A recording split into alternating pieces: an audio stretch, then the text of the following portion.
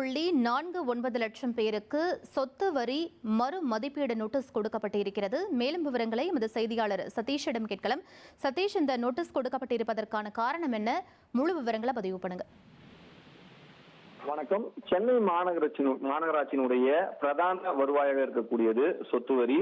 குறிப்பாக தனது சொந்த அதிகாரத்தின் கீழ் இந்த வரி வசூல் ஈடுபட்டு வரக்கூடிய சென்னை மாநகராட்சிக்கு சொந்த வரி என்கிற அடிப்படையில சொத்து வரி என்பது வசூலிக்கப்பட்டு வருகிறது. சென்னை மாநகராட்சிக்கு உட்பட்ட பகுதிகளில் சுமார் 10 லட்சத்திற்கும் மேற்பட்டவர்கள் இந்த சொத்து வரி என்பதை கட்டி வருகிறார்கள் என்கிற தகவல் இருக்கக்கூடிய சூழ்நிலையில தற்பொழுது சொத்து வரியினுடைய அந்த மதிப்பு என்பது அதிகரித்து பலருக்கு வந்திருப்பதாக குற்றச்சாட்டுகளை சமூக வலைதளத்தில் வைத்து வருகின்றனர். குறிப்பாக கடந்த காலங்களில் செலுத்திய சொத்து வரியை விட பல மடங்கு உயர்ந்திருப்பதாக தகவல்கள் வெளியான நிலையில அது தொடர்பான தகவல் அனைத்தும் தவறான தகவல் என நேற்றைய தினம் மாநகராட்சி அறிவித்திருந்தது. இந்த நிலையில தான் இதனை சரி செய்யும் வகையில், அதாவது இந்த குழப்பம் ஏற்பட்டிருக்கக்கூடிய சூழல், இந்த குழப்பத்திற்கான தகவல் என்ன என்பதனை மாநகராட்சி வெளியிட்டிருக்கிறது. சுமார் 3.5 லட்சம் பேர் சென்னை மாநகராட்சிக்கு உட்பட்ட பகுதியில் சொத்து வரி செலுத்துபவர்களுக்கு மறு மதிப்பீடு என்பது செய்யப்பட்டிருக்கிறது. அந்த மறு மதிப்பீட்டிற்கான நோட்டீஸ் என்பது அனுப்பப்பட்டிருப்பதாக மாநகராட்சி தகவல்ல தெரிவிக்கப்பட்டிருக்கிறது. இந்த சுமார் 3.5 லட்சம் பேருக்கு ஏற்கனவே அவர்கள் செலுத்தி வந்த வரியை விட அதிகரித்திருக்கிறது. அதற்கான காரணம் என்ன என்பது குறித்தான விளக்கம் அளிக்கும் வழிகிற நோட்டீஸும், அதனை தொடர்ந்து அந்த நோட்டீஸை கிடைத்த உடனேயே ஒரு 15 நாட்களுக்குள்ள அவர்கள் அந்த சொத்து வரி அதிகரித்திருந்தால் அதற்கு எதிராக அவர்கள் மேல்முறையீடு செய்யலாம் என்கிற அறிவிப்பு என்பது நேற்றைய தினம் வெளியிட்டிருக்கக்கூடிய சூழ்நிலை. எத்தனை பேருக்கு இந்த மறுமதிப்பீடு நோட்டீஸ் அனுப்பப்பட்டிருக்கு என்பதை தற்போது மாநகராட்சி வெளியிட்டிருக்கிறது.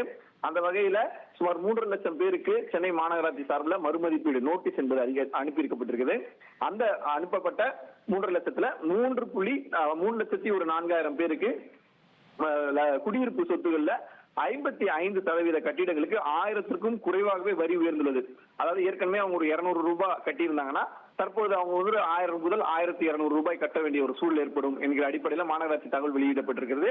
மேலும் 95% சொத்துக்களுக்கு 5000க்குள் தான் உயர்ந்துள்ளதாகவும் அதிகாரிகள் தரப்பில் தெரிவித்துள்ளனர். அதாவது 3,49,000 பேர் இந்த மறுமதிப்பீடு அனுப்பக்கூடிய சூழல்ல அதிகபட்சமாகவே 5000 ரூபாய் தான் அதிகரித்திருக்கிறது என்கிற அடிப்படையில இதுல தகவல் வெளியிடப்பட்டிருக்கிறது.